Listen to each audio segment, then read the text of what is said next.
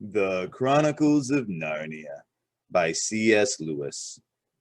Book 6. The Magician's Nephew. Chapter 2. Digory and His Uncle.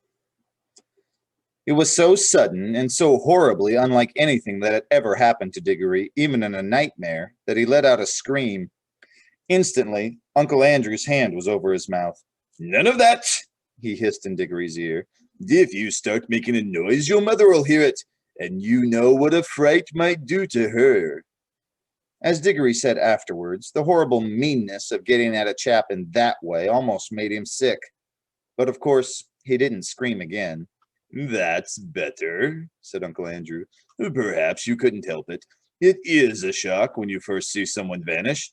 Why, it gave even me a turn when the guinea pig did it the other night." "Was that when you yelled?" asked Digory. "Oh, you heard that, did you? I hope you haven't been spying on me."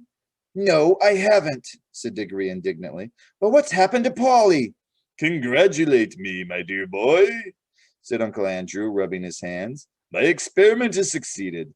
The little girl's gone, vanished right out of the world." "What have you done to her?" "Sent her to another place." "What do you mean?" asked Digory. Uncle Andrew sat down and said, "Well, I'll tell you all about it. Have you ever heard of old Mrs. LeFay?" "Wasn't she a great aunt or something?" said Digory. "Not exactly," said Uncle Andrew. "She was my godmother. That's her there on the wall." Digory looked and saw a faded photograph. It showed the face of an old woman in a bonnet, and he could now remember that he had once seen a photo of that same face in an old drawer at home in the country. He had asked his mother who it was, and Mother had not seemed to want to talk about the subject much. It was not at all a nice face, Digory thought, though of course, with those early photographs, one could never really tell. Wasn't there something wrong about her, Uncle Andrew?" he asked. "Well," said Uncle Andrew with a chuckle, "it depends on what you call wrong. People are so narrow-minded. She certainly got very queer in later life, did very unwise things. That's why they shut her up." "In an asylum, do you mean?" "No, no, no, no, no, no," said Uncle Andrew in a shocked voice. "Nothing of that sort. Only in prison." "I say," said Digory, "what had she done?" "Ah, poor woman," said Uncle Andrew. "She had been very unwise. There were a good many different things. We needn't go into all that. She was always very kind to me." "But look here, what has all this got to do with Polly? I do wish you'd—" "All in good time, my boy," said Uncle Andrew. "They let old Mrs. LeFay out before she died, and I was one of the very few people whom she would allow to see her in her last illness. She had got to dislike ordinary, ignorant people, you understand. I do myself. But she and I were interested in the same sort of things. It was only a few days before her death that she told me to go into an old bureau in her house and open a secret drawer and bring her a little box that I would find there. The moment I picked up that box, I could tell by the prickling in my fingers that I held some great secret in my hands.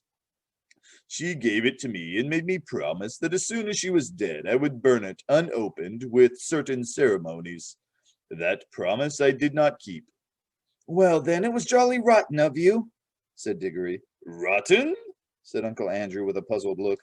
"Oh, I see. You mean that little boys ought to keep their promises. Very true, most right and proper, I'm sure, and I'm very glad you have been taught to do it. But of course you must understand that rules of that sort, however excellent they may be for little boys, and servants, and women, and even people in general, can't possibly be expected to apply to profound students and great thinkers and sages. No, Digory, men like me who possess hidden wisdom are freed from common rules just as we are cut off from common pleasures. Ours, my boys, a high and lonely destiny." As he said this, he sighed and looked so grave and noble and mysterious that for a second Digory really thought he was saying something rather fine. But then he remembered the ugly look he had seen in his uncle's face the moment before Polly had vanished, and all at once he saw through Uncle Andrew's grand words. All it means, he said to himself, is that he thinks he can do anything he likes to get anything he wants. Of course, said Uncle Andrew. I didn't dare open the box for a long time, for I knew it might contain something highly dangerous. For my godmother was a very remarkable woman. The truth is, she was one of the last mortals in this country who had fairy blood in her. She said there had been two others in her time. One was a duchess and the other a charwoman. In fact, Digory, you are now talking to the last man, possibly, who really had a fairy godmother. There, that'll be something for you to remember when you're an old man yourself. I bet she was a bad fairy, thought Digory, and added out loud, but what about Polly? How you do harp on that, said Uncle Andrew, as if that was what really mattered. My first task, of course, was to study the box itself. It was very ancient, and I knew even then to know that it wasn't Greek or Old Egyptian or Babylonian or Hittite or Chinese. It was older than any of those nations. Ah, that was a great day when I at last found out the truth. The box was Atlantean. It came from the lost island of Atlantis. That meant it was centuries older than any of the Stone Age things they dig up in Europe, and it wasn't a rough, crude thing like them either. For in the very dawn of time, Atlantis was already a great city with palaces and temples and learned men. He paused for a moment as if he expected Digory to say something, but Digory was disliking his uncle more every minute, so he said nothing. Meanwhile, continued Uncle Andrew, I was learning a good deal in other ways. It wouldn't be proper to explain them to a child. About magic in general. That meant they came to have a fair idea what sort of things might be in the box. By various tests, I narrowed down the possibilities. I had to get to know some devilish queer people and to go through some very disagreeable experiences. That was what turned my head gray. One doesn't become a magician for nothing. My health broke down in the end, but I got better, and at last I actually knew. Although there was not really the least chance of anyone overhearing them, he leaned forward and almost whispered as he said, The Atlantean box contained something that had been brought from another world when our world was only just beginning. What? Said Digory, who was now interested in spite of himself. Only dust, said Uncle Andrew. Fine, dry dust. Nothing much to look at. Not much to show for a lifetime of toil, you might say.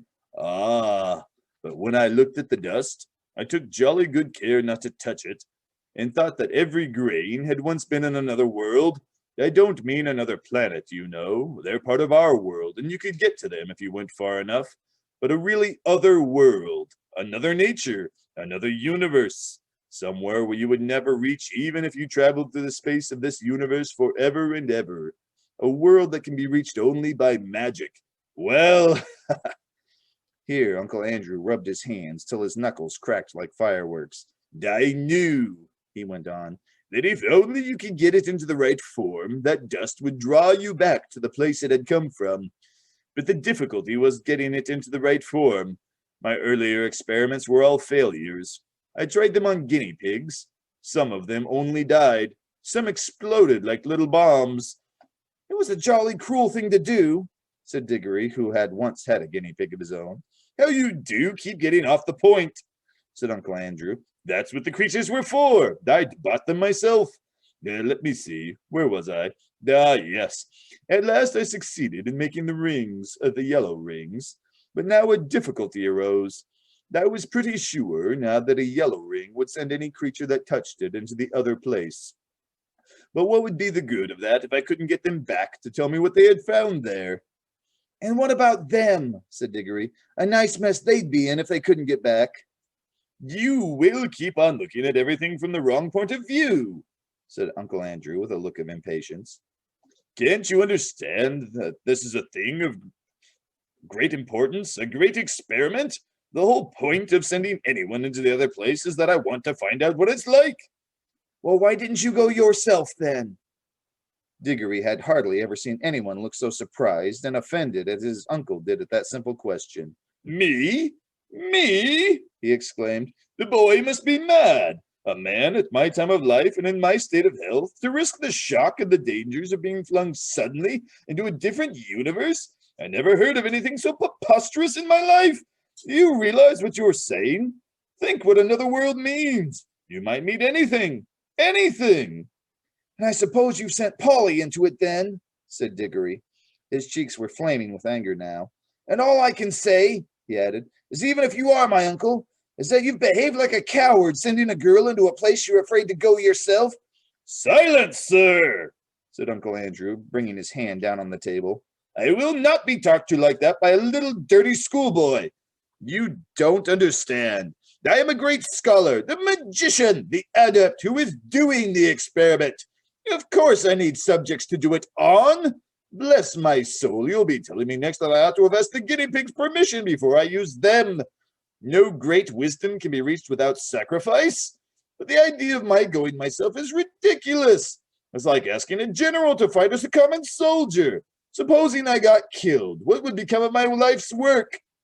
Oh, do stop jawing, said Digory. Are you going to bring Polly back? I was going to tell you, when you so rudely interrupted me, said Uncle Andrew, that I did at last find a way of doing the return journey. The green ring draws you back. But Polly hasn't got a green ring. No, said Uncle Andrew with a cruel smile. Then she can't get back, shouted Digory, and exactly the same as if you'd murdered her. She can get back, said Uncle Andrew, if someone else will go after her, wearing a yellow ring himself and taking 2 green rings, one to bring himself back and one to bring her back. And now, of course, Digory saw the trap in which he was caught, and he stared at Uncle Andrew, saying nothing, with his mouth wide open. His cheeks had gone very pale. I hope, said Uncle Andrew presently in a very high and mighty voice, just as if he were a perfect uncle who had given one a handsome tip and some good advice. I hope, Digory, you are not given to showing the white feather. I should be very sorry to think that anyone of our family had not enough honor and chivalry to go to the aid of a lady in distress. Oh, shut up, said Digory. If you had any honor at all, you'd be going yourself, but I know you won't. All right, I see I've got to do it, but you are a beast. I suppose you planned the whole thing so that she'd go without knowing it, and I'd have to go after her. Of course, said Uncle Andrew with his hateful smile. Very well, I'll go, but there's one thing I jolly well mean to say first. I didn't believe in magic till today. I see now it's real. Well, if it is, I suppose all the old fairy tales are more or less true, and if you're simply a wicked, cruel magician like the ones in the stories, well, I've never read a story in which people of that sort weren't paid out in the end, and I bet you will be, and serve you right. Of all the things Digory had said, this was the first that really went home. Uncle Andrew started, and there came over his face a look of such horror that, beast though he was, you could almost feel sorry for him. But a second later, he smoothed it all away and said with a rather forced laugh, well, I suppose it is a natural thing for a child to think, brought up among women as you have been. Old wives' tales, eh? I don't think you need worry about my danger, Digory. Wouldn't it be better to worry about the danger of your little friend? She's been gone some time. If there are any dangers over there, well, it would be a pity to arrive a moment too late. A lot you care, said Digory fiercely, but I'm sick of this jaw. What have I got to do? You really must learn to control that temper of yours, my boy, said Uncle Andrew coolly. Otherwise, you'll grow up like your Aunt Letty. Now, attend to me. He got up, put on a pair of gloves, and walked over to the tray that contained the rings. They only work, he said, if they're actually touching your skin. Wearing gloves, I can pick them up, like this, and nothing happens. If you carried one in your pocket, nothing would happen. But of course, you'd have to be careful not to put your hand in your pocket and touch it by accident. The moment you touch a yellow ring, you vanish out of this world. Then you are on the other place, I expect. Of course, this hasn't been tested yet, but I expect that the moment you touch a green ring, you vanish out of that world and, I expect, reappear in this. Now, I take these 2 greens and drop them into your right-hand pocket. Remember very carefully which pocket the greens are in. G for green and R for right. GR, you see, which are the first two letters of green. One for you and one for the little girl. And now you pick up a yellow one for yourself. I should put it on your finger. If I were you, there'll be less chance of dropping it. Digory had almost picked up the yellow ring when he suddenly checked himself. Look here, he said. What about Mother? Supposing she asks where I am? The sooner you go, the sooner you'll be back, said Uncle Andrew cheerfully. But you don't really know whether I can get back. Uncle Andrew shrugged his shoulders, walked across to the door, unlocked it, threw it open, and said, Oh, very well then, just as you please. Go down and have your dinner. Leave the little girl to be eaten by wild animals, or drowned, or starved in Otherworld, or lost there for good, if that's what you would prefer. It's all one to me. Perhaps before tea time you'd better drop in on Mrs. Plummer and explain that she'll never see her daughter again, because you were afraid to put on a ring. By gum, said Digory, don't I just wish I were big enough to punch your head? Then he buttoned up his coat, took a deep breath, and picked up the ring. And he thought then, as he always thought afterwards too, that he could not decently have done anything else.